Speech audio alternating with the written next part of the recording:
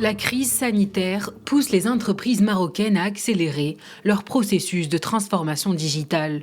En à peine quelques mois, le Maroc a rattrapé des années de retard en matière de digitalisation. Aujourd'hui, de nouveaux modes de travail à distance s'imposent pour faire face à une crise sanitaire sans précédent et qui risque de se prolonger.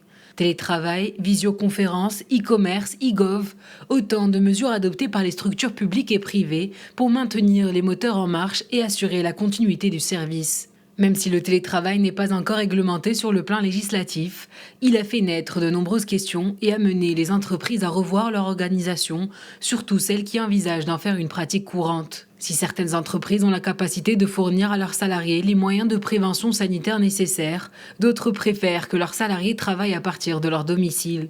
Toutefois, l'expérience forcée du télétravail lors du confinement a permis à plusieurs d'entre elles de s'en familiariser et d'appréhender ces différentes difficultés. Au niveau individuel, certains salariés semblent avoir découvert la recette du bonheur du travail, d'autres au contraire ont hâte de reprendre au plus vite des modes de travail plus traditionnels.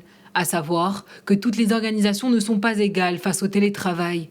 Des éléments tels que la taille et l'âge de l'organisation affectent la probabilité de voir le télétravail se généraliser.